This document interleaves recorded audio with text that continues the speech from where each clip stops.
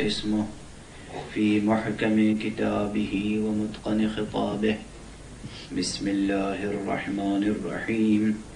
قل إن كنتم تحبون الله فاتبعوني يحببكم الله ويغفر لكم ذنوبكم والله غفور رحيم. صلوات بر محمد. اللهم صل على محمد. صلوات پڑھتے ہوئے واقعاً تھوڑا سا اور آگے آ جائیں تاکہ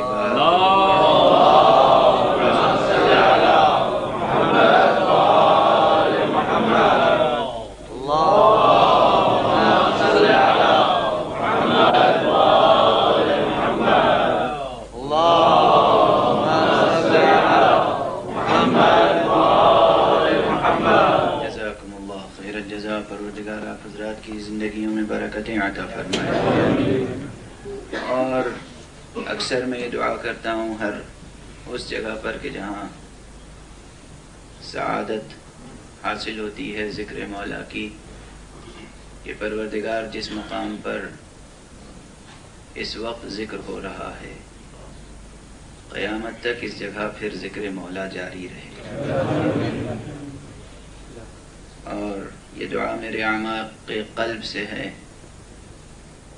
اور اس دعا کے معنی آپ سمجھتے ہیں. کاش ایسا ہو. میں نے بعض مومنین کو سنا، حالانکہ یہ بلڈنگ اسکول کی ہے، لیکن جب حضرات یہاں آتے ہیں مجلس میں یا نماز کے لیے تو ان کے منہ سے یہ بات نکلتی ہے کہ مسجد جا رہے ہیں، امام بارگاہ جا رہے ہیں. تو میں دعا کرتا ہوں ممبر پر کہ کاش یہ عمارت ایک روز مسجد کی عمارت بنے. ایک مرتبہ بلند تر صلوات پڑھیں.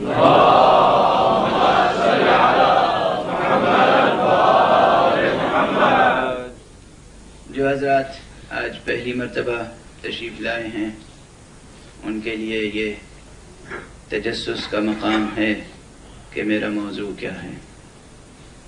جو حضرات پہلے سے مسلسل سماعت فرما رہے ہیں انہیں یاد ہوگا کہ میں نے موضوع کا انتخاب کیا ہے محبت الہیہ کے عظیم ترین مظاہر. محبت الہیہ یا ڈیوائن لو، پروردگار عالم کی محبت، خالق کائنات کی محبت، اور اس کے عظیم ترین مظاہر میں نے عرض کیا کہ جتنے انبیاء ہیں، جتنے ائمہ ہیں، جتنے اولیاء اللہ ہیں، یہ سب مظاہر ہیں. لیکن خصوصیت کے ساتھ قرآن حکیم اور وہ پیغمبر کے جو قرآن حکیم لے کر آیا، خطیب قرآن حضرت محمد مصطفیٰ صلی اللہ علیہ وسلم اور ان کے اہل بیت میں سے ہونے والے معصومین، یعنی 14 معصومین علیہم الصلاۃ والسلام، یہ پوری کائنات کے لیے عظیم ترین مظاہر محبت الہیہ. یہ بات بھی عرض کر چکا ہوں کہ خود محبت کی ڈیفینیشن آسان نہیں ہے، اگرچہ اسے ڈیفائن کرنے کی ضرورت بھی ہے. لیکن آج بھی میں ابھی ڈیفینیشن کی بحث نہیں چھیڑوں گا، چونکہ ابھی کم از کم 3 روز میرے لیے ایسے ہیں کہ جب میں فضائل کا بیان تفصیل سے کچھ کر سکتا ہوں. اس لیے محبت کی تعریف پر بحث آئندہ ہوگی، منطقی تعریف ہوگی اور مستند حوالوں سے تعریف ہوگی. لیکن ابھی گفتگو یہ تسلیم کر کے آگے بڑھ رہی ہے کہ محبت ان حقیقتوں میں سے ہے، محبت ان ریئلٹیز میں سے ہے کہ جو ریئلٹیز ہمارے لیے اچھی طرح جانی پہچانی ہوئی ہیں، چاہے ہم ان کی بہت اچھی، بہت پرفیکٹ ڈیفینیٹیو ڈیفینیشن لاجیکل ٹرمز میں نہ کر سکیں، لیکن وہ ہمارے لیے ان نون ریئلٹیز نہیں ہیں. بہت سی ایسی حقیقتیں ہیں جنہیں ہم جانتے ہیں، جن کا ہم انکار نہیں کر سکتے اگرچہ ہم انہیں بیان بھی نہیں کر سکتے. اور من جملہ ان حقیقتوں کے میں نے عرض کیا تھا کہ جیسے وجود خود ایگزسٹنس وہ چیز ہے کہ جسے ہر شخص سمجھتا ہے کہ وجود کیا ہے، مگر کہیے کہ ذرا ڈیفینیشن بتا دیجئے، تعریف بتا دیجئے وجود کی، نہیں بتا سکتا۔ اور وجود تو خیر وہ چیز ہے کہ بڑے بڑے فلاسفہ آج تک اس کی تعریف نہیں کر سکے۔ کوئی بھی کتاب، آپ یہ نہ سمجھیے گا کہ میں یوں ہی ممبر سے صرف دعوے کیا کرتا ہوں، یقیناً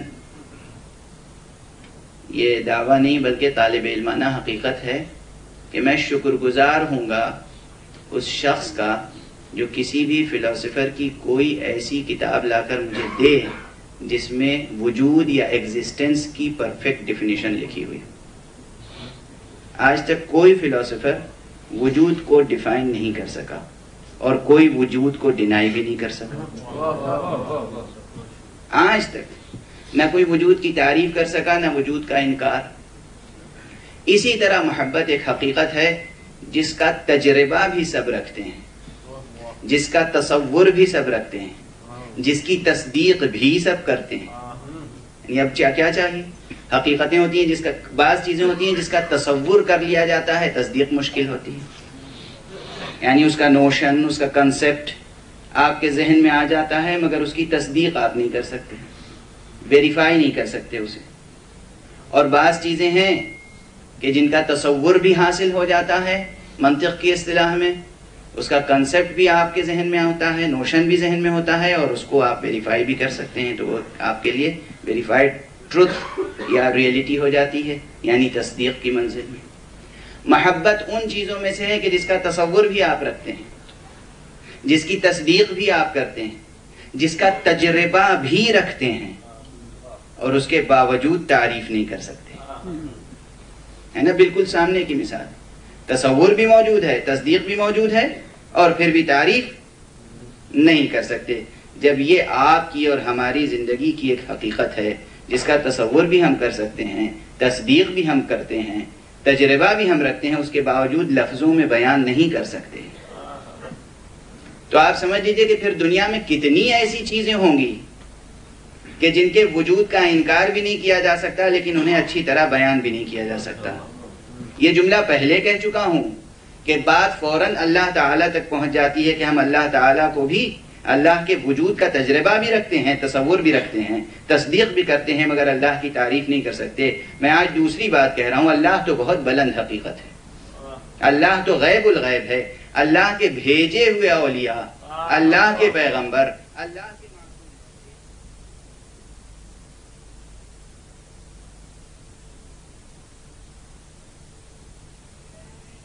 تعریف بھی نہیں کر سکتے۔ وہ عاجز ہو جائے گا، ذہن تھک جائے گا، ناتوانی کا اعتراف کرے گا۔ جو ذہن بھی ان کے فضائل و مناقب یا ان کی شخصیت کو بیان کرنے کا دعویٰ کرے نہیں کر سکتا۔ بلکہ اور عرض کروں، جس طرح خود معصوم نے کہا ہے کہ پروردگار عالم کی تعریف کے درپے نہ ہو، خدا کے باب میں زیادہ فکر نہ کرو، کہیں ایسا نہ ہو کہ خدا کے باب میں زیادہ فکر کرو تو کافر ہو جاؤ۔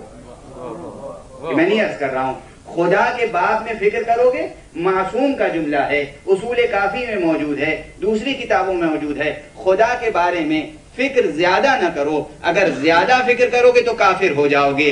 اور میں نے عرض کیا کہ جناب والا جو اس کے صفات ہیں وہی اس نے اپنے اولیاء کو بھی دے دیے ہیں، اور فرمایا آپ نے۔ تو اب اگر اللہ کے بارے میں آپ زیادہ فکر کیجئے گا تو ہو سکتا ہے کفر تک پہنچ جائیں۔ اللہ کے جو صفات کے مظاہر ہیں ان کو دیکھ لیجئے کہ ان کے بارے میں زیادہ فکر کرنے کے نتیجے میں کچھ کافر ہو گئے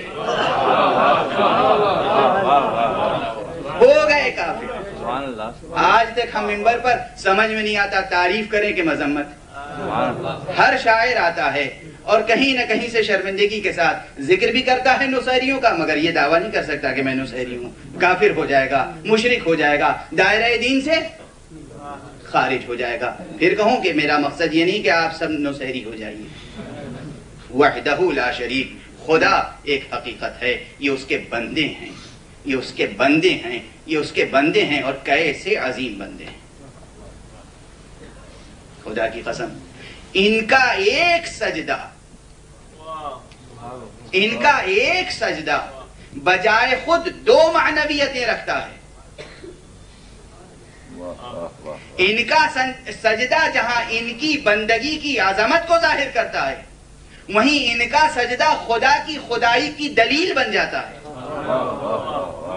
آپ بتائیے اس سیرت کو کیا کہیے گا؟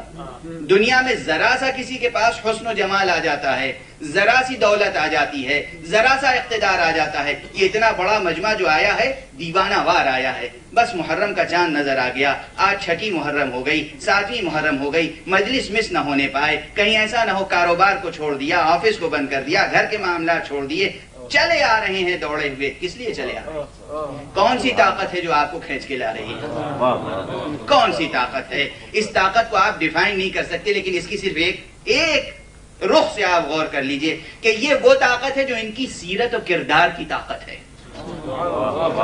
کسی شاعر نے شاعری کے زور پر ان کے قد کو تاریخ میں نہیں اٹھا دیا ہے، بڑھا دیا ہے، کسی خطیب نے، کسی ذاکر نے زور خطابت اور جوش خطابت سے ان کے دین و مذہب کو بلند و بالا نہیں کیا ہے، کسی مورخ کے قلم نے ان کے کردار کو اجاگر نہیں کیا ہے، ان کے اپنے کردار نے نظام ہستی کو برقرار رکھا۔ ان کا اپنا کردار ہے، ان کی اپنی سیرت ہے، اور ہمیں آپ نے، اور وہ کیا سیرت ہے؟ دنیا میں لوگ ذرا سا اقتدار مل جاتا ہے ایک ملک پر۔ حضرت فرعون کو کتنی کنٹریز پہ حکومت حاصل تھی؟ آپ جانتے ہیں نا، حضرت کے کئی معنی ہوتے ہیں، بہتوں کو آپ حضرت کہتے ہیں، ان کو ہم کہہ رہے ہیں، ناراض نہ ہو جائیے، بعد میں کہیے گا کہ صاحب یہ نہ جانے کس کو حضرت کہتے ہیں، آپ خود ہی نہ جانے کس کو کہتے ہیں۔ حضرت فرعون لے دے کے ایجپٹ پر، یہی تو ہے ریئلٹی، ایجپٹ پر ان کی حکومت تھی، اور باقی پوری کائنات پر تو نہیں تھی، پورے کرۂ ارض پہ بھی نہیں تھی، پورے گلوب پر نہیں تھی، صرف ایجپٹ پر حکومت تھی، اور جناب والا نے خدائی کا دعویٰ کر دیا، اور عوام الناس نے، پبلک نے ان کی خدائی کے دعوے کو تسلیم کیا۔ دل نہیں مانتا تھا جن کا، وہ بھی زبان سے کہتے تھے جی حضور سرکار صحیح کہہ رہے ہیں، ہمت نہیں تھی کہ ان کو خدا نہ کہیں۔ خدا کے نمائندے کے سامنے وہ کہتا تھا کہ انا ربکم الاعلی، ہم تمہارے بلند رب ہیں، بڑے رب ہیں، اونچے رب ہم ہیں۔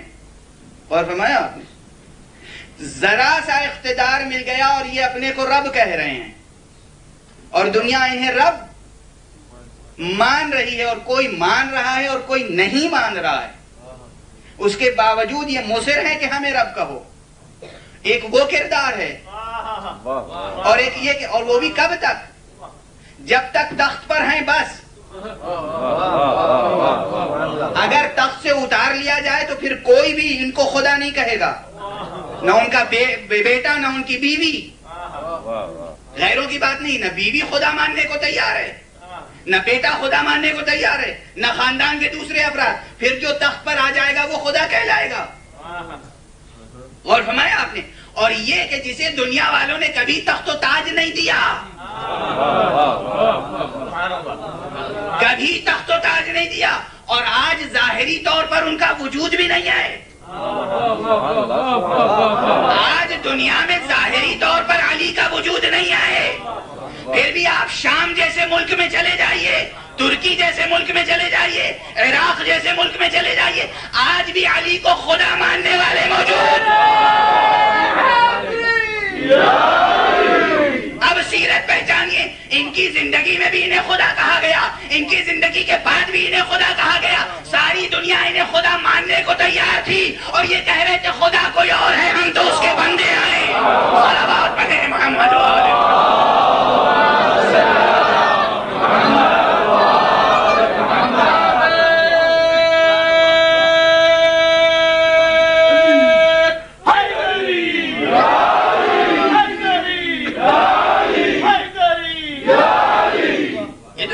حقیقت ہے، کسی ہسٹری کو ریفر کرنے کی ضرورت ہے؟ طبری، ابن کثیر، ابن قصیر، ابن حجر، کیا کیا نام ہے مورخوں کے۔ ابھی یہ عربی زبان کی اہمیت بتا رہے تھے، کاش آپ لوگ عربی سیکھ لیتے تو بہت سی باتیں بغیر کہے سمجھ جاتے ہیں۔ ارے حجر کسے کہتے ہیں؟ پتھر کو۔ کثیر کسے کہتے ہیں؟ بہت زیادہ کو۔ اب اس سے آگے تو میں کہہ نہیں سکتا. ابن لگا ہوا ہے, کوئی ابن کثیر ہے, کوئی ابن حجر, ایک سے ایک مورخ گزرے. میں کچھ بھی اپنی طرف سے کمنٹ نہیں کر رہا ہوں, میں صرف نام بتا رہا ہوں اور آپ ہنس رہے ہیں. یہ آپ کا ذوق ہے, میرا کیا دخل ہے؟ اگر ایسی ہی سمجھنا ہو تو پھر نہ پڑھیے گا, ابھی جانے دیجیے, چھوڑیے. بہت سو کی پول کھل جائے گی. یہ بہت عامیانہ لفظ ہے مگر زبان سے نکل گیا. زبان نہ جاننا بھی ایک حجاب ہے نا. اب جو کچھ ہم لوگ تاریخوں میں پڑھ کے آ کے سنا دیتے ہیں وہی سنتے ہیں آپ. اگر ساری تاریخ پڑھ لی تو معلوم ہے کیا کیا تاریخ میں ہے. تاریخ میں وہ کچھ ہے جو ہم بیان نہیں کر سکتے. اور فرمایا آپ. بہرحال تو اس حقیقت کے لیے کسی تاریخ کو ریفر کرنے کی ضرورت نہیں. یہ آج بھی, اور میں نے جن ملکوں کا حوالہ دیا, شام وہ ملک ہے جس میں طول تاریخ میں ایک دن کے لیے بھی اہل بیت کے کسی ماننے والے کی حکومت نہیں ہوئی. ایک دن کے لیے, ایک دن کے لیے, ایک حصے میں ہوئی, حلب میں ہوئی, کہیں اور ہوئی. پورے ملک میں دمشق جسے آپ کہتے ہیں, ڈمسکس, وہاں کبھی ایک دن کے لیے بھی کوئی محب اہل بیت حاکم نہیں ہوا. کوئی مذہب اہل بیت کا پیرو حاکم نہیں ہوا. اور اس لیے اس کنٹری میں جا کے دیکھیے آج بھی علی کو رب کہنے والے ہیں کہ نہیں. ایسا کردار جسے دنیا رب ماننے کو تیار ہو اور وہ یہ کہتا رہے کہ میں تو ایک بندہ ہوں, وہ سجدہ کرتا رہے, وہ نماز پڑھتا رہے. اور فرمایا آپ نے اب اس کو بالکل ہی دوسرے جہت سے ایک جملے میں طبیعت منقلب ہو جائے گی اور نیا چیپٹر کھل جائے گا آپ کے سامنے. اقتدار کی ایک لذت ہوتی ہے, ایک مزہ ملتا ہے نفس کو. طبیعتیں بہت جلدی بیمار ہو جاتی ہیں. کل بھی میں نے یہ جملہ کہا تھا, بہت جلد تعریف, تحسین, داد, سبحان اللہ, واہ واہ, یہ بیمار کر دیتا ہے آدمی کو. کہہ چکا ہوں. اور اگر تھوڑی سی طاقت مل جائے, اقتدار مل جائے, پاور مل جائے تو اس کی کیا لذت ہوتی ہے. اور اگر چاہنے والے سچے وفادار ہوں اس کی کیا لذت ہوتی ہے. گھرانہ اچھا ہو اس کی کیا لذت ہوتی ہے. جتنی نعمتیں ہو سکتی ہیں وہ ساری نعمتیں علی ابن ابی طالب کو حاصل ہیں. اچھا خاندان, اچھی بیوی, اچھے بچے, قوت بازو, مال و زر. ایسا نہیں ہے کہ علی فقیر ہیں. علی خود نہ ذات سے فقیر تھے نہ خاندان سے. علی فقیروں کو دے دے کے فقیر ہو جاتے تھے. علی فقیر نہیں تھے, ابو طالب فقیر نہیں تھے. آپ کو ایک حوالہ دے دوں, عربوں کی سب سے بڑی دولت کیا تھی؟ اونٹ تھی, دولت تھی, بیلٹ. جتنی اہمیت آج پیٹرول کی ہے, نیچرل گیس کی, اس سے کہیں زیادہ اہمیت اس وقت جب تک پیٹرول اور نیچرل گیس ڈسکور نہیں ہوا تھا تو اونٹ کی تھی. یہ ایک حقیقت ہے, کوئی اس میں مبالغہ اور ایگزیجریشن نہیں ہے, حقیقت ہے. جناب ابو طالب جب جناب عبد المطلب اپنی نظر پوری کرنا چاہتے تھے, جس کی بنا پر پیغمبر نے فرمایا انا ابن الذبیحین, میں دو ذبیحوں کا فرزند ہوں, ایک ذبیح اسماعیل, ایک ذبیح عبداللہ. چونکہ جناب عبد المطلب کی ایک نظر تھی اور جناب عبد المطلب نے وہ نظر پوری کرنی چاہیے, یعنی اپنے بیٹے عبداللہ کو چاہا کہ لے جا کے اللہ کی راہ میں ذبح کر دیں. خدا کی قسم آپ ابو طالب کو کیا کہیں گے؟ جناب ابو طالب آئے, کہا یہ بھائی میرا ذبح نہیں ہوگا. کہا میری نظر ہے. کہا نظر ہے تو کفارہ دے دیجئے. قرآن نازل ہوئی, ایک اونٹ یا یہ بچہ, بچے پہ قرآن آیا. 2 اونٹ یا بچہ, بچے پہ قرآن آیا. 10 اونٹ یا بچہ, بچے پہ قرآن آیا. 20 اونٹ یا بچہ, بچے پہ قرآن نکلا. 30 اونٹ یا بچہ, بچے پہ قرآن نکلا. ابو طالب اگر فقیر ہوتے, نہ دل کے فقیر تھے نہ دھن کے فقیر,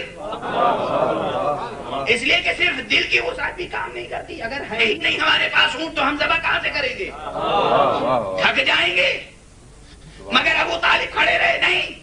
40 اونٹ یا بچہ, معلوم ہوا بچہ 50 اونٹ یا بچہ 100 اونٹ تک بات پہنچی. تب اونٹوں پر قرآن نکلا, اور اس کے بعد پھر ایک مرتبہ قرآن نہیں نکلا بلکہ بار بار.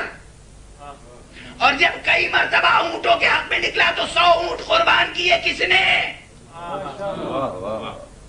اس نے کہ جس کو تاریخ والے کہتے ہیں فقیر تھے. یہ فقیر نہیں تھے. تو دولت علی کے پاس, اولاد علی کے ساتھ کا پاس, بہترین خاندان علی کے پاس, بہترین بیوی علی کے پاس, قرۃ العین آنکھوں کی ٹھنڈک علی کے پاس, اقتدار علی کے پاس, تلوار علی کے پاس, خدا ماننے والے علی کے پاس. دنیا کی کوئی ایک نعمت نہیں ہے جو علی کے پاس نہ ہو. اتنی نعمتیں انسانی نقطہ نظر سے سوچئے, انسانی نقطہ نظر سے. ابھی معصوم نہ مانیے انہیں, معصوم نہ مانیے, امام نہ مانیے. بالکل ظاہری طور پر اتنی نعمتیں جس کے پاس ہوں, اگر اس سے زیادہ بڑی کوئی نعمت ہوگی جس میں زیادہ لذت ہو, تبھی تو وہ اختیار کرے گا, تبھی تو اختیار کرے گا. یعنی چھوٹی لذت کو چھوڑ کر بڑی لذت کو حاصل کرتا ہے انسان, اور یہ اس کی عقل کا تقاضا ہے, اور عقل کے تقاضوں کو پامال نہیں کیا جاتا. علی عقل کے تقاضوں کو پامال نہیں کرتے.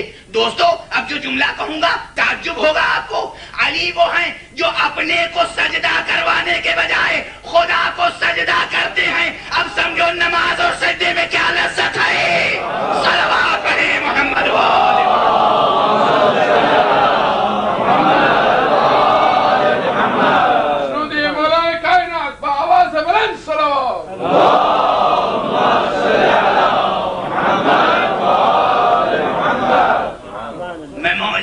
کرتا. لوگ کہتے ہیں نماز کا ٹاپک بڑا خشک ہوتا ہے. نماز کا ٹاپک ممبر سے نہ چھیڑیے گا, اس میں فضائل نہیں ہوتے ہیں, اس میں مزہ نہیں آتا ہے. آپ دیکھیے نماز کی لذت کتنی ہے, نماز کی لذت, سجدے کی لذت.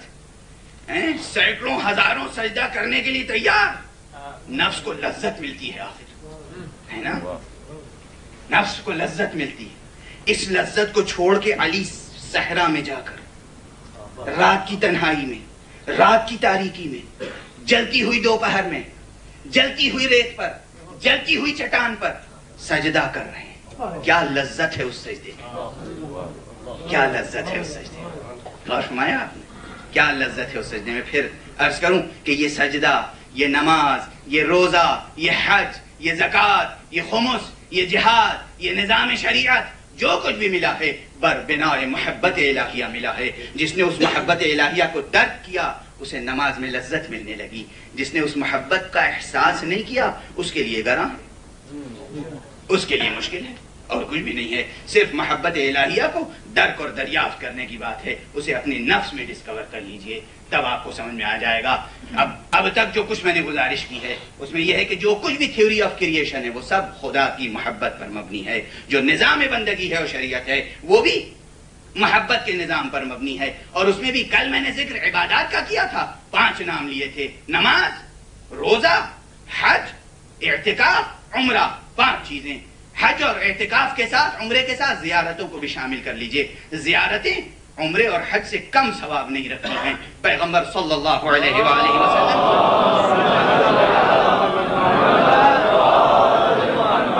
حدیث ہے کہ من زارنی بعد مماتی, جس نے ہماری زیارت ہمارے مرنے کے بعد کی ہے, کمن زارنی فی حیاتی, ایسا ہی ہے کہ جیسے اس نے میری زیارت میری زندگی میں کی ہے. اور اس کے بعد ایک جملہ ہے جو آپ حضرات نے شاید سنا ہو شاید نہ سنا ہو, لیکن اتفاقاً تمام مسلمانوں نے اپنی کتابوں میں لکھا. تمام من رآنی فقد رأى اللہ, جس نے مجھے دیکھا سمجھو اس نے اللہ کو دیکھا. جس نے انہیں دیکھا سمجھو اللہ کو دیکھا. خانہ کعبہ کے لیے نہیں ہے کہ جس نے کعبے کو دیکھ لیا اللہ کو دیکھ لیا. مسجد الحرام کے لیے نہیں ہے جس نے مسجد الحرام کو دیکھا اللہ کو دیکھ لیا. لیکن جس نے مجھے دیکھا اس نے حق کو دیکھ لیا. من رآنی فقد رأى الحق. جس نے مجھے دیکھا اس نے حق کو دیکھ لیا. غور فرمایا آپ نے؟ یہ پیغمبر صلی اللہ علیہ وآلہ وسلم کی بات.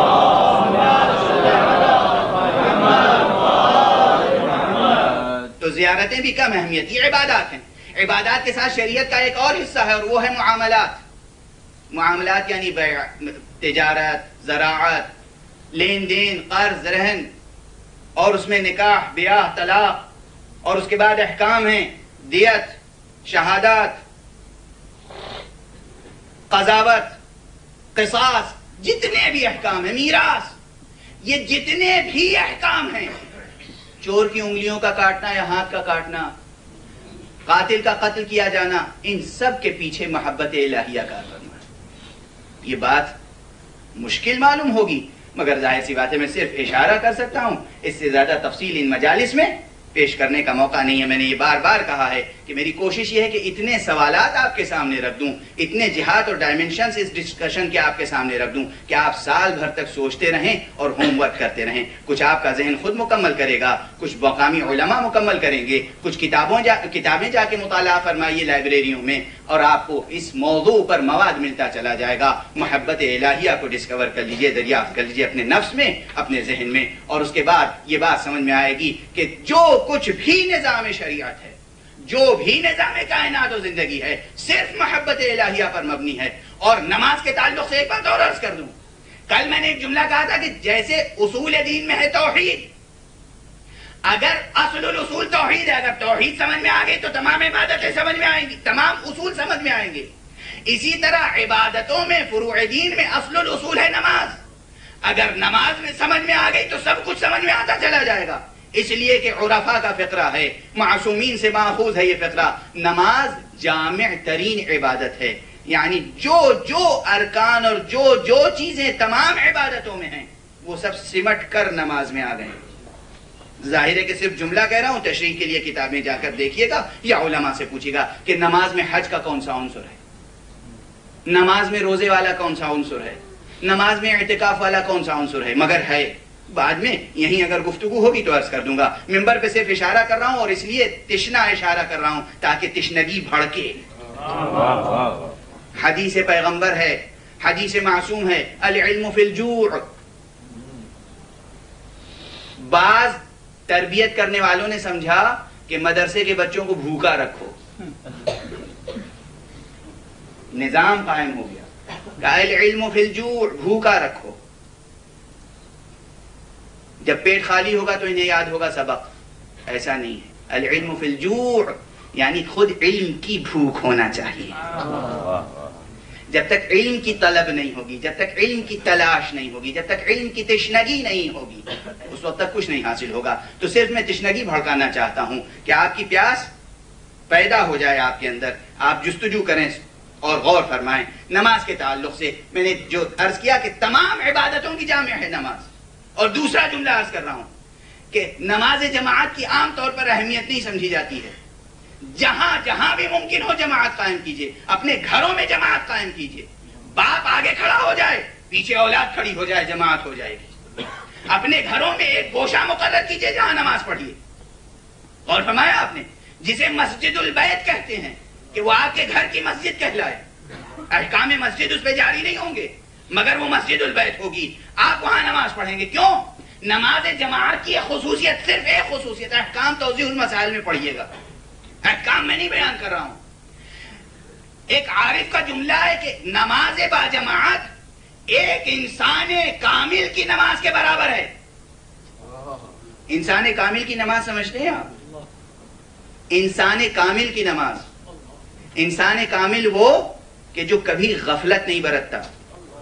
میں ہوں، کوئی ہے مولوی، عالم، مجتہد، ذاکر، خطیب، عام مومن، بڑی توجہ اور بڑے اہتمام سے نماز شروع کی. اگر تکبیرۃ الاحرام کے وقت پوری توجہ ہے تو حمد میں ختم ہو گئی، حمد میں پوری توجہ ہے تو رکوع میں ختم ہو گئی، رکوع میں توجہ ہے تو سجدے میں نہیں رہی، سجدے میں توجہ ہے تو تشہد میں نہیں رہی. انسان ہے نا، ذہن کہیں نہ کہیں ادھر ادھر ہوا، عادتاً زبان دہرا رہی ہے ذکر کو. زبان کام کر رہی ہے اپنا، سورہ پڑھ رہے ہیں، ذکر کر رہے ہیں، سبحان اللہ ہے، سبحان اللہ ہے، سبحان اللہ، مگر ذہن حاضر نہیں ہے، اس لیے شک ہو جاتا ہے 3 رکعت پڑھی کہ 4 رکعت پڑھی، 1 سجدہ کیا کہ 2 سجدہ کیا، 1 رکوع کیا کہ 2 رکوع کیا، کیوں سہو ہوتا ہے؟ یعنی ذہن حاضر نہیں تھا۔ نماز جماعت میں کیا ہوتا ہے؟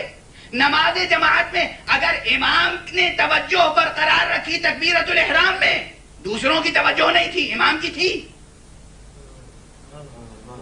ہو سکتا ہے کہ سورہ حمد میں ان 10 20 50 100 جتنے بھی لوگ ہیں، کسی کی توجہ رکوع میں برقرار ہے تو کسی کی سجدے میں، کسی کی قیام میں ہے تو کسی کی تشہد میں، کسی کی ذکر میں ہے تو کسی کی سلام میں، نماز کے ہر رکن میں کسی نہ کسی کی توجہ برقرار رہے گی، اور اس طرح پوری جماعت ایک انسان کامل کی نماز کے برابر ہوگی۔ صلوات پڑھیں محمد والے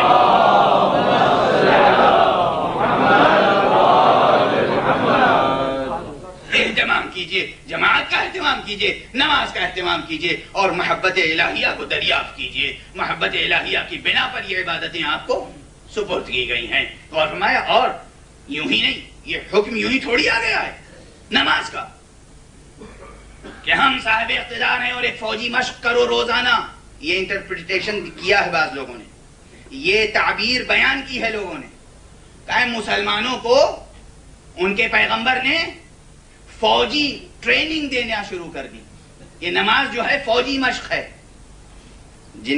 جس کے ذہن میں جو ہوتا ہے وہی تو سوچ سکتا ہے۔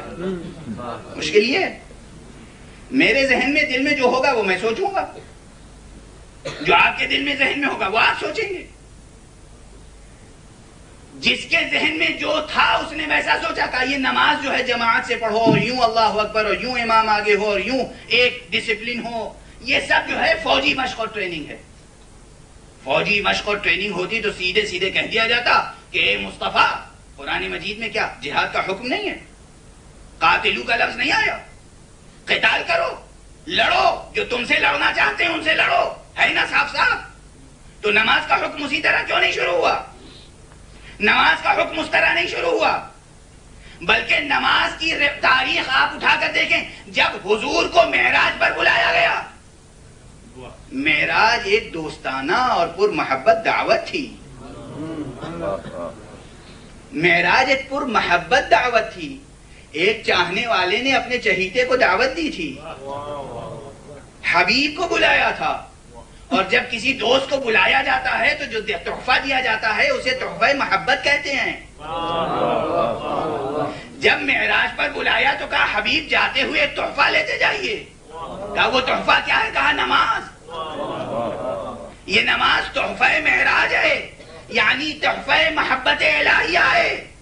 اور فرمایا آپ نے، اس لیے آپ دیکھیں گے کہ پیغمبر فرماتے ہیں کہ قرۃ عینی الصلاۃ، میرے آنکھوں کی ٹھنڈک ہے نماز۔ کوئی کتنا ہی بہادر ہو، کتنا ہی شجاع ہو، کتنا ہی جنگجو ہو، کتنا ہی درست خو ہو، مگر اس کے باوجود تلوار کو کوئی اپنی آنکھوں کی ٹھنڈک نہیں کہتا۔ میدان جنگ میں کبھی نہ کبھی کوئی تھک جاتا ہے۔ اگر یہ کوئی جنگی مشق ہوتی تو مصطفیٰ ایسے یہ تعبیر نہ دیتے کہ یہ میرے آنکھوں کی ٹھنڈک ہے، یہ میرے آنکھوں کی ٹھنڈک ہے۔ اور ہمارے یہاں لیکن حضور نے یہ تعبیر اختیار فرمائی کہ نماز میری آنکھوں کی ٹھنڈک ہے۔ اور اب ظاہر سی بات ہے کہ وقت تیزی سے گزر رہا ہے اور میرے اوپر فرسٹریشن طاری ہو رہا ہے کہ بات مکمل ہو جائے۔ یہ چیزیں بھی ضروری ہیں اور لازمی ہیں کہ آپ تک گزارش کی جائیں اور پہنچائی جائیں نماز کے تعلق سے۔ اسی لیے ایک اور تعبیر اختیار فرمائی پیغمبر نے، پہلے کہا کہ میری آنکھوں کی ٹھنڈک ہے نماز، دوسری تعبیر الصلاۃ معراج لکل تقی، نماز خود ہر متقی کے لیے معراج ہے۔ دونوں نماز ملی کہاں؟ معراج میں، جس کو ملی وہ صاحب معراج کہلایا۔ اور یہ ایسا فیاض و دریا دل ہے کہ اس نے صاحب معراج ہونے کے باوجود جو حقیقتاً صاحب معراج ہے، یہ فیاضی ہے کہ کہا یہ نماز جو ہے یہ ہر متقی کے لیے معراج ہے۔ جو بھی نماز پڑھے وہ صاحب معراج کہلائے، اس حدود میں۔ دیکھیں جملوں کو سمجھنے کی کوشش کیا کیجئے۔ فن خطابت تو فن خطابت ہے، نثر میں یعنی پروز میں اور پوئٹری میں بھی بہت سی چیزیں ضروری نہیں ہے کہ سارے الفاظ بیان کر دیے جائیں۔ لطف اسی میں ہے کہ الفاظ نہ بیان کیے جائیں اور معنی بیان ہو جائے۔ اور اچھا ریڈر وہی کہلاتا ہے پوئٹری کا یا پروز کا کہ جو لفظوں میں بات کہی گئی ہے وہ بھی سمجھے اور جہاں پر لفظ نہیں ہیں اسے بھی سمجھ لے۔ اور تو بہت سی شرطیں ایسی ہیں جو عقلی ہوتی ہیں۔ فرض کیجئے میں نے ایک بات کہی کہ جو اللہ تعالیٰ کی جتنی اطاعت کرے گا تمام کائنات اس کی اتنی محکوم ہوتی چلی جائے گی، اس میں کوئی استثناء نہیں ہے۔ ہاں کچھ استثناء ہے جو عقلی ہے۔ کیا عقلی استثناء ہے؟ جیسے ابھی میں نے کہا جو بھی نماز پڑھے گا، جو بھی نماز پڑھے گا، سینٹنس ہے جو بھی نماز پڑھے گا۔ پیغمبر نے فرمایا کہ الصلاۃ معراج لکل تقی، اس کے لیے نماز جو ہے معراج ہے۔ چونکہ کل ایک سوال آیا تھا اس لیے میں جواب دے رہا ہوں کہ بعض سوالات کو پہلے ہی تحلیل کر لینا چاہیے۔ جو بھی نماز پڑھے گا، اس کے معنی یہ ہے کہ جو کلمہ گو ہوگا، شریعت مصطفیٰ پر ہوگا اور آداب و شرائط و جزئیات کا خیال رکھے گا، جو ترکیب و حیات نماز ہے اس کی نماز معراج ہوگی۔ یہ نہیں کہ آپ کسی بت پرست کو رٹا دیں نماز، اس نے لا الہ الا اللہ محمد الرسول اللہ نہیں کہا، غور فرمایا آپ نے، اس نے غسل نہیں کیا، اس نے وضو نہیں کیا، نماز بہترین قرت کے ساتھ رٹی ہوئی ہے، کھڑا ہو گیا نماز پڑھنے، اس کی بھی نماز معراج ہو جائے گی۔ یہ تو عقلاً ایکسیپشن ہے، اس ایکسیپشن کو بیان کرنے کی ضرورت ہے؟ ایک صلوات پڑھ دیجئے محمد۔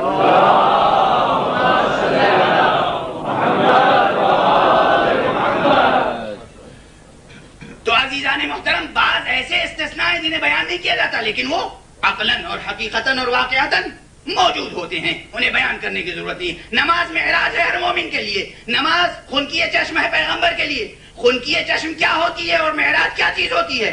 معراج اس منزل کا نام ہے کہ جہاں پر عبد اور معبود کا فاصلہ مٹ جائے۔ معراج اس منزل کا نام ہے کہ جہاں چاہنے والا چہیتے کو بے حجاب دیکھے۔ خنکی چشم کسے کہتے ہیں؟ جب آپ کا بیٹا کہیں دور چلا گیا، کسی صاحب کی بیگم صاحبہ کہیں دور چلی گئی، خدا نہ کرے کسی کی بیگم ناراض ہو کر دور چلی جائے، جب آپ کا کوئی چہیتا واپس آئے گا تو وہ آپ کے لیے خنکی چشم ہوگا۔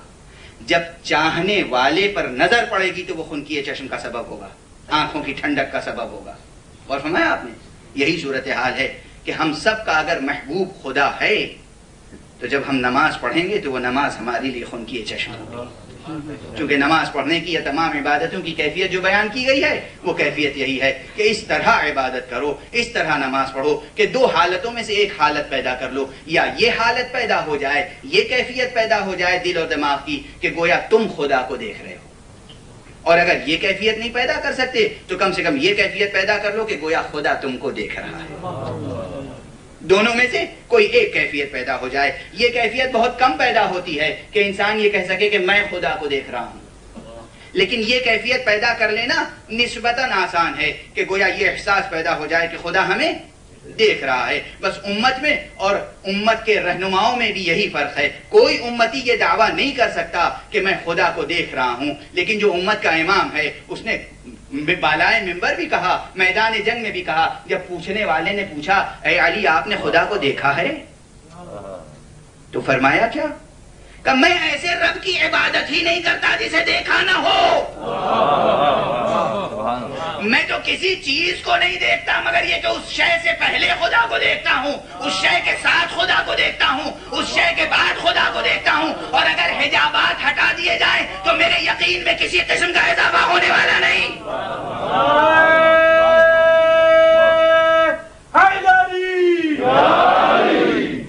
اور فرمایا آپ نے وہ منزل مولا کی ہے، یہ منزل کم سے کم ہم پیدا کر لیں کہ جب ہم نماز پڑھیں، روزہ رکھیں، زندگی بسر کریں، اور زندگی میں سب کچھ ہے، جب ہم بستر پہ سونے کے لیے جائیں تب بھی، جب ہم کسی سے گفتگو کر رہے ہوں تب بھی یہ احساس ہو کہ کوئی تیسرا ہے جو دیکھ رہا ہے، کوئی ہے جو سن رہا ہے، کوئی ہے جو دیکھ رہا ہے. اگر یہ کیفیت پیدا ہو جائے تو پھر کچھ بات ہی اور ہوتی ہے. بس تیزی کے ساتھ گفتگو آگے بڑھاؤں کہ تمام عبادتیں بھی بر بنائے محبت ہیں، تمام احکام بر بنائے محبت ہے.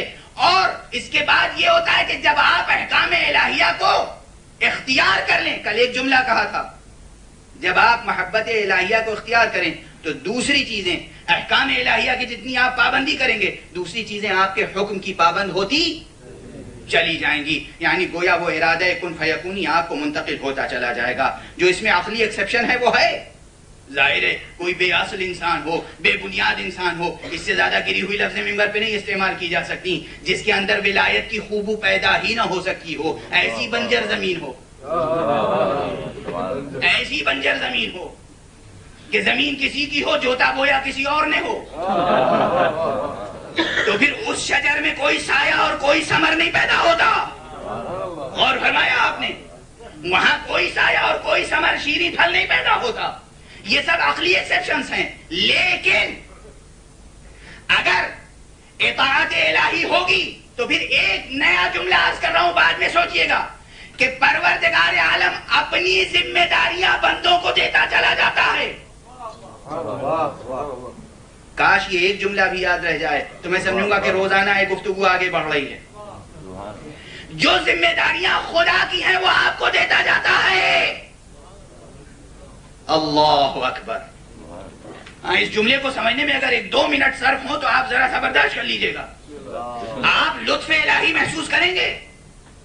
دیکھیے محبت کے معاملات کچھ اور ہوتے ہیں. دنیا میں محبت کے دعوے دار بہت ہوتے ہیں اور ہر شخص سمجھتا ہے کہ اس کے ذہن میں محبت کا ایک تصور ہے. میں نے کہا خود ہی جیسے ہر شخص سمجھتا ہے کہ اس کے ذہن میں حق کا تصور ہے، اور ہوتا ہے.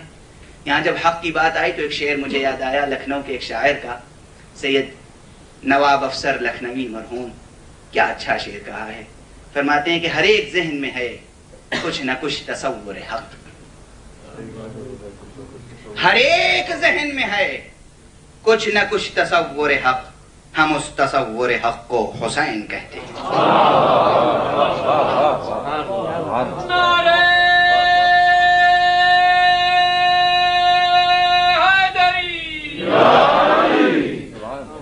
ہر ایک ذہن میں ہے کچھ نہ کچھ تصور حق، ہم اس تصور حق کو حسین کہتے ہیں. درمیان میں یہ جملہ ہے، یاد رکھیے گا. جس طرح ہر ذہن میں تصور حق ہے، ہر ذہن میں تصور محبت ہے، اس کے باوجود محبت کے معاملات کرنے میں لوگ، محبت معاملے کرتی ہے مگر تاجرانہ معاملے نہیں ہوتے، یک طرفہ معاملے نہیں ہوتے. آپ یہ چاہیں کہ آپ جو کچھ کریں وہ بربنائے محبت سمجھا جائے، دوسرے کی تحقیر ہوتی رہے، دوسرے کی توہین ہوتے رہے، ایسا نہیں ہوتا. محبت میں اجرتیں نہیں دی جاتی، محبت میں اجرتیں نہیں طلب کی جاتی، محبتوں کا احترام کیا جاتا ہے، محبتوں کا احترام کیا جاتا ہے. بہرحال اور اسی لیے پروردگار عالم نے جو نظام، وقت بہت کم ہو چکا ہے عزیزو، مگر میں جو چیزیں عرض کرنا چاہتا ہوں وہ عرض کرنے کا موقع بھی نہیں مل رہا ہے، نہ جملے ساتھ دے پا رہے ہیں کہ مختصر وقت میں کیا کیا عرض کر سکتا ہوں. لیکن 2-3 دن اور باقی ہیں، شاید کچھ کہہ سکوں گا کہ پروردگار عالم نے واجبات، کل نماز کے متعلق ایک شعر میں نے عرض کیا تھا کہ نماز انسان کی خودی کو پروان چڑھاتی ہے. یہ کہا تھا نا میں نے، آپ کسی غیر خدا کے سامنے سجدہ نہ کریں، یہ کرے، یہ ہمت، یہ شعور، یہ نماز سے پیدا ہوتا ہے. لیکن ایک اور جہت سے سوچئے، ہوتا نہ تقاضا تو یہ توہین بڑی تھی، ہوتا نہ تقاضا تو یہ توہین بڑی تھی، احسان رہا شوق پر سجدہ طلبی کا. اور فرمایا آپ نے، یعنی کبھی یہ ہوتا ہے کہ ایک چاہنے والا آپ کے سامنے بیٹھا ہوا ہے، محبت لے کر آیا ہے آپ کے سامنے، اور وہ یہ چاہتا ہے کہ آپ اس کی محبت پہ اعتماد کریں. اعتماد کر کے غور فرمائیے گا، محبت کرنا سیکھیے. آپ کے پاس کوئی محبت کرنے والا آیا، مگر وہ یہ چاہتا ہے کہ وہ اتنی آپ کا اتنا اعتماد جیت لے کہ آپ بر بنائے محبت اس کو کچھ کام سونپیں کہ میرا یہ کام کر دیجیے گا، اور اس کے بعد وہ فخر کرے کہ مجھے اس لائق سمجھا کہ یہ کام میرے سپرد کیا گیا ہے۔ یہ ہے معاملہ محبت کا۔ غور فرمایا آپ نے؟ ایک یہ ہے کہ اجرت دے دی، یہ کام کر دیجئے، اجرت پہ کام کرنے والے بہت مل جاتے ہیں، اور وہ جیسا کام کرتے ہیں وہ بھی معلوم۔ پروفیشنلوں کا کام کیا ہوتا ہے؟ پروفیشنلز کا کام۔ اللہ تعالیٰ کو پروفیشنل عبادت گزار بھی ملے ہیں، جو پروفیسر رضوی کا سبجیکٹ ہے۔ شیطان کون تھا؟ پروفیشنل عبادت کرنے والا۔ میں نے کتنے سجدے کیے تجھے، مجھ سے بڑا کوئی عابد نہیں ہے، مجھ سے کہتا ہے آدم کو سجدہ کر، یہ ہے پروفیشنل سجدہ کرنے والا، یہ پیشہ ور سجدہ گزار ہے۔ ملائکہ محبت الہیہ کے تحت سجدہ کرتے ہیں، تو پروردگار جس کو کہے گا سجدہ کرو اسے سجدہ کریں گے، اس لیے کہ یہ تو محبت کے بندے ہیں۔ کہ آدم کو سجدہ کرو، آدم کو سجدہ کریں گے۔ اور کہیں قیامت برپا ہوئی اور خدا نے کہا کہ اب محمد کو سجدہ کرو تو محمد کو بھی سجدہ کریں گے۔ کیا معلوم ازل میں کیا کہا تھا، ابد میں کیا کرے۔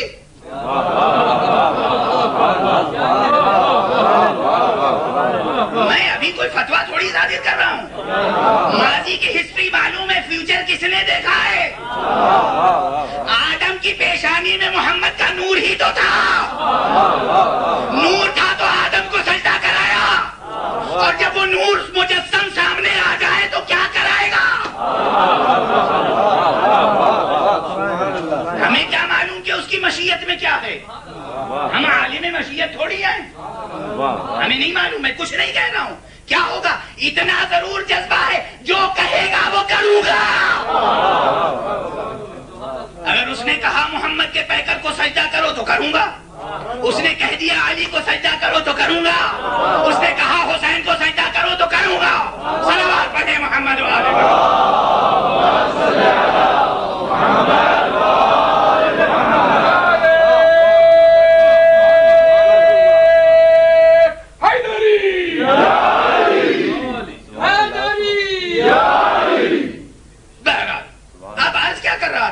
کہ یہ معاملہ محبت کا بھی ہے۔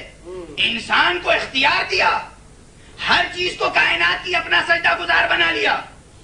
کہا کائنات کا ذرہ ذرہ میری تسبیح کرتا ہے، کائنات کا ذرہ ذرہ میری عبادت کرتا ہے، کائنات کا ذرہ ذرہ میرا حکم مانتا ہے، مگر اے انسان تجھے اختیار دیا ہے۔ اختیار دینے کے بعد اب چاہتا ہوں کہ تو خود سے میرے احکام کی پابندی کرے، اور اب اگر انسان سر جھکا کے کھڑا ہے حکم تو دیجئے، اب اگر کوئی حکم نہ دیا جائے تو یہ بھی توہین ہے۔ حکم سجدہ اعزاز ہے بنی آدم کے لیے، کوئی جبر نہیں ہے، اس لیے کہا ہوتا نہ تقاضا، تو یہ توہین بڑی تھی۔ احسان رہا شوق پر سجدہ طلبی کا، یہ ایک احسان ہے پروردگار کا کہ اس نے ہم سے سجدہ طلب کر لیا، اور ہمارا آپ نے یہ احسان ہے۔ اور اس کے ساتھ اگر یہ بات سمجھ میں آ گئی، ہو سکتا ہے کل کی تقریر میں اسے مزید عرض کروں کہ اب جتنی عبادتیں ہیں ایک ایک عبادت کرتے چلے جاؤ تو خدا اپنے حصے کا کام تمہیں دیتا چلا جائے گا۔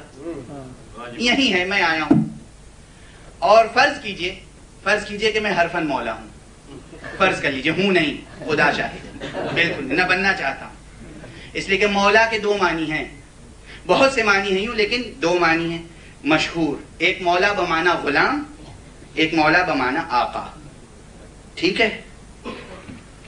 عربی میں یہ دو معنی زیادہ، یا آقا کو مولا کہتے ہیں یا غلام کو مولا کہتے ہیں۔ اردو میں مولا عام طور پر آقا کے معنی میں، سوائے ایک جگہ کے، یہ جو محاورہ ہے حرفاً مولا، یہاں مولا آقا کے معنی میں نہیں، یہاں مولا غلام کے معنی میں، اس لیے کہ جو شخص ہر فن میں دخل دینا چاہتا ہے وہ کسی بھی فن کا ماسٹر نہیں ہو سکتا، ہو ہی نہیں سکتا۔ تو یہاں اس محاورے میں، اس فریز میں یہ لفظ مولا جو ہے غلام کے معنی میں ہے.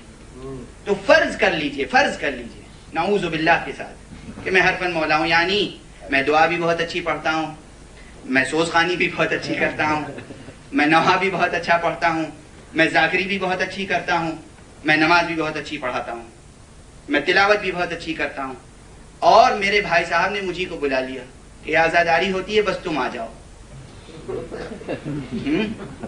اور چونکہ ان کا احترام ہے، عزت ہے، آبرو ہے، اس لیے اب جو سرکار نے کہہ دیا سب نے مان لیا.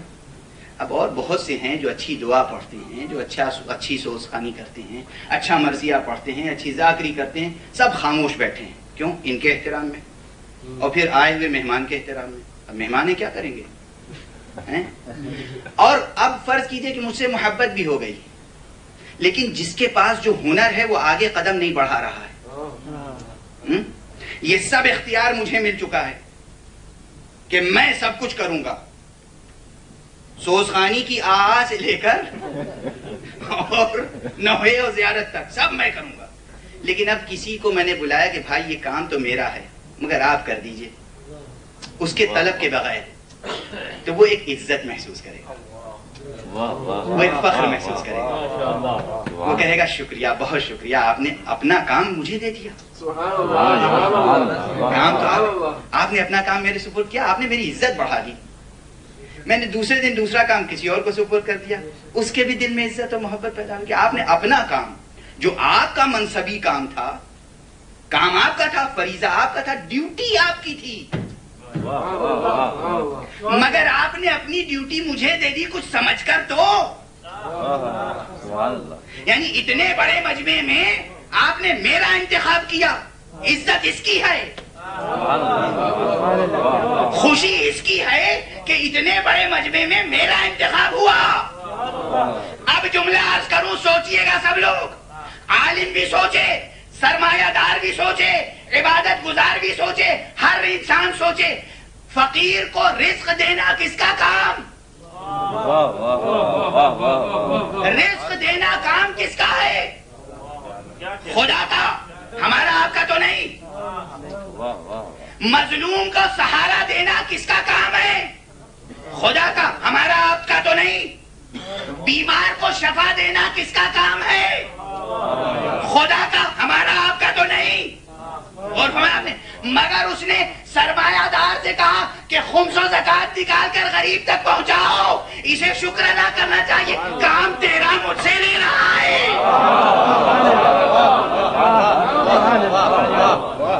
علم دینا کام کس کا ہے؟ خدا کا، مگر جب عالم علم دے تو سوچے پروردگار شکر ہے تیرا، کام تیرا مجھ سے لے رہا ہے. اور فرمایا جتنے احکام الہیہ ہیں سوچئے اس میں حکمت کیا ہے. آپ کو عزتیں دی گئی ہیں، کام اس نے اپنا آپ کو تقسیم کر دیا ہے. اسی لیے جو لفظ استعمال کی وہ لفظ استعمال کی تکلیف کی. جب اپنا کام کسی کے سپرد کیا جاتا ہے تو محبت کی زبان میں یہی کہا جاتا ہے میں تکلیف دے رہا ہوں، آپ کو زحمت تو ہوگی.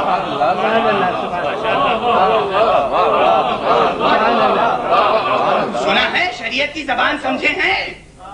میں آیا ہوں، مجھے انڈیا پلٹ کے واپس جانا ہے، ٹکٹ بک کرانا میرا کام ہے.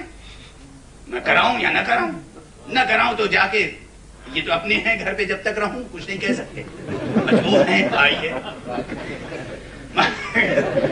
خدا نخواستہ کسی اور کے ہاں یا کہیں اور تو معلوم ہوا کہ بھائی ایک دن، 2 دن، 1 مہینہ، 2 مہینہ، اس کے بعد کہا کہ کہیں ٹہلنے گھومنے چلیے گا.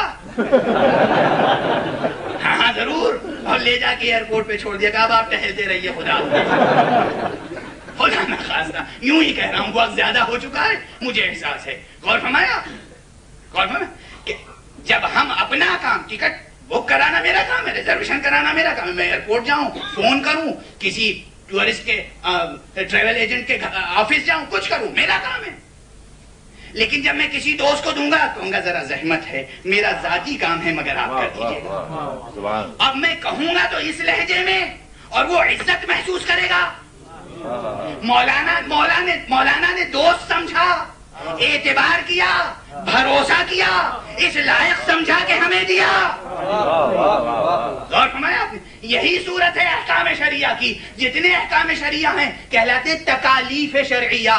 پروردگار کا کام ہے علم دینا، پروردگار کا کام ہے ہدایت کرنا، پروردگار کا کام ہے شفا دینا، پروردگار کا کام ہے رزق تقسیم کرنا. لیکن اس نے طبقات بنائے اور پھر اپنا کام سپرد کر دیا. اب تم اگر کام کرو گے تو خدا کی محبت کا ثبوت دو گے، خدا پر احسان نہیں کرو گے. صلوات پڑھیں محمد.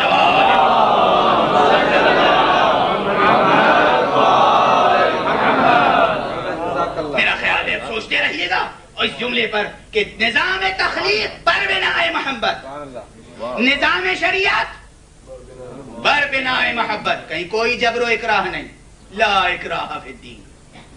اسی لیے جو واقعاً پورے طور پر شریعت کے سانچے میں ڈھلے ہوتے ہیں، وہاں بڑے ہوں یا چھوٹے، موت بھی قبول کرتے ہیں تو بر بنائے محبت.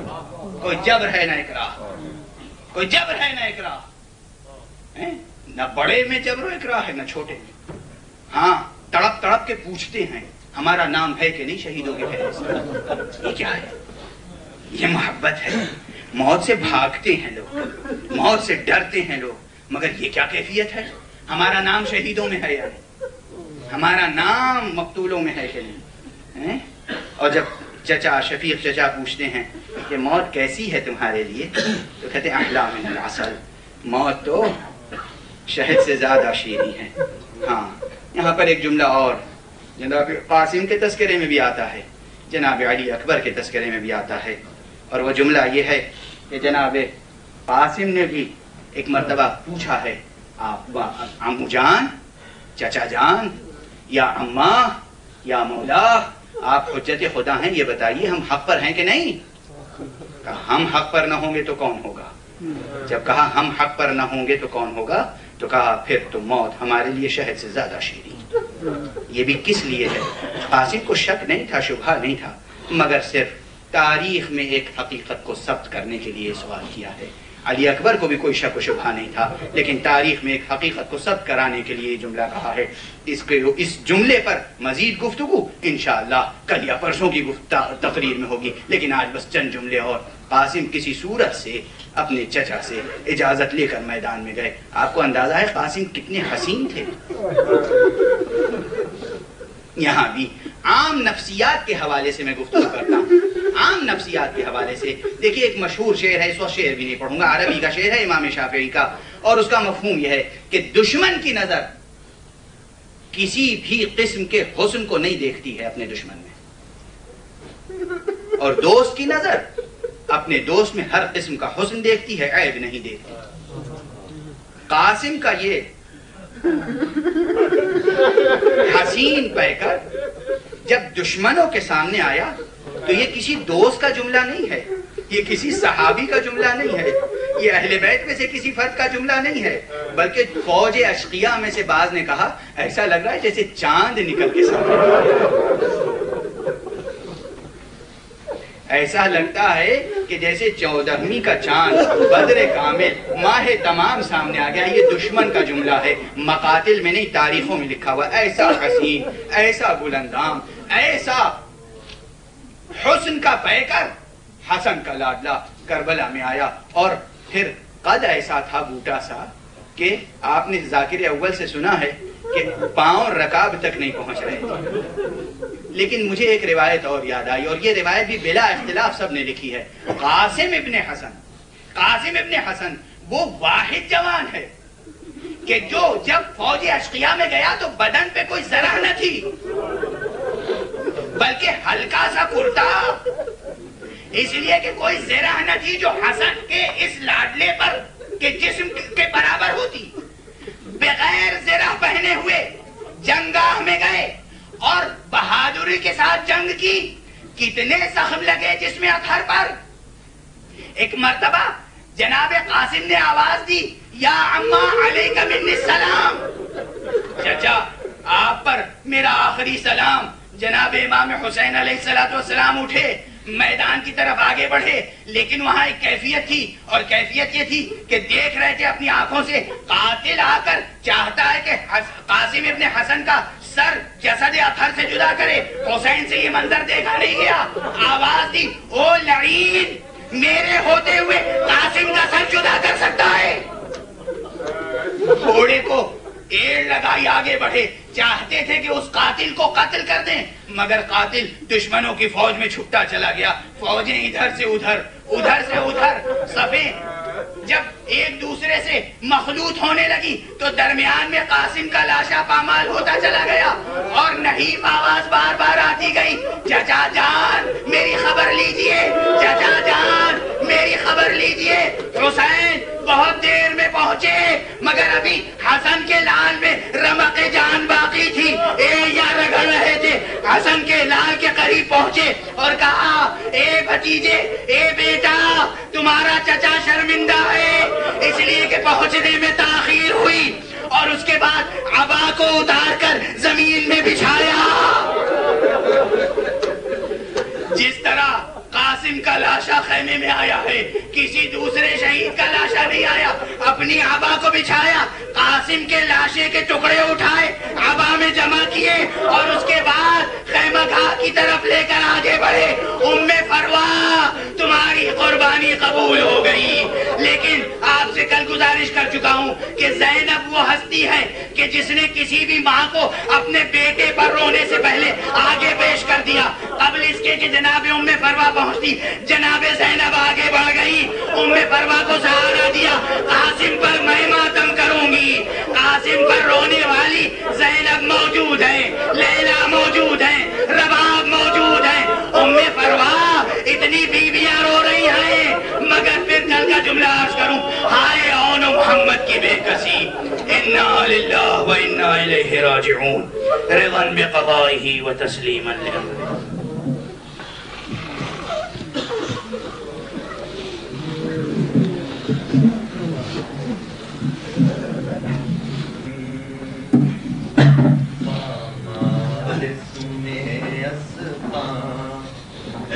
چاک بدن قاسم پامال اسمِ اسفاں، اے چاک بدن قاسم، لڑنے کے لیے تو نے جب اذن نہیں پایا، خدمت میں شہیدی کے خط باپ کا پہنچایا۔ ظلم ہو گئی ابن حسن کی لاش، ابن حسن کی لاش پٹ کر گرا زمین پہ، نہیں کیوں یہ آسمان بکھرا ہوا تھا لاشِ قاسم